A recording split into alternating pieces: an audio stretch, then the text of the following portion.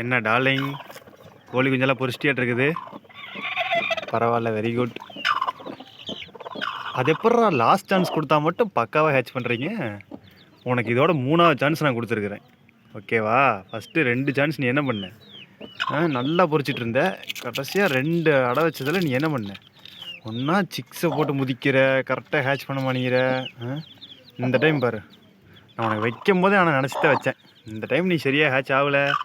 நீ இன்றைக்கி சேகரமாக உனக்கு கறி கடைக்கு தான் போயிருப்ப. தப்பிச்சுக்கிட்ட. சூப்பர், நல்லா பொரிச்சிருக்கிற. ஒரு சிக்ஸ் கூட இழப்பெல்லாம் வச்சுருக்கிற. எனக்கு அதுதான் பெரிய சந்தோஷமே. சூப்பர். உனக்கு கீழே இறக்கி விட்டு சக்கரை தண்ணி கொண்டாறேன். இதே மாதிரி அடுத்தடுத்த பேட்சில் கரெக்டாக ஹேட்ச் பண்ணு, சரியா? லொல்லு பண்ணாத. நீ எந்த கோழியை பார்த்து பழவர நீ இது மாதிரி? பார்த்துக்கோ. இந்த ஒரு சான்ஸ் தான் உனக்கு என்னமோ நேரம் நல்லா இருக்குன்னு நினைக்கிறேன். உனக்கு கொடுத்தது ஃபஸ்ட்டு சான்ஸ் இல்லை, செகண்ட் சான்ஸ் இல்லை, 3வது வாய்ப்பு நான் உனக்கு கொடுத்தேன். 3வது வாய்ப்பில் தான் நீ கரெக்டாக ஹேட்ச் ஆகிருக்கிற. 10 முட்டை வச்சேன். எல்லா முட்டையுமே வந்து பார்த்தீங்கன்னா கடைசியில் நீ பொரிக்கிறப்ப பார்த்தீங்கன்னா 5 முட்டை தான் இருந்தது.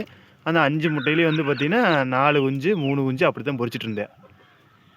இப்போ தான் எனக்கு தெரிஞ்சு ஒரு 10 முட்டைக்கு ஒரு 8 குஞ்சு பொரிச்சிருக்கிறேன் நீட்டாக. கேன்லிங்லேயே 2 முட்டையை எடுத்துட்டேன். மிச்சம் 8 இருந்தது, 8 நீட்டாக பொரிச்சிருக்கிறேன். சூப்பர். ஓகே தங்கம், சாயங்காலம் உன்னை இறக்கி விட்டு சக்கரை தண்ணி, உனக்கு பிடிச்ச மாதிரி தீவனம் எல்லாமே வைக்கிறேன். அக்கா, என்ன ஒரே சவுண்டு?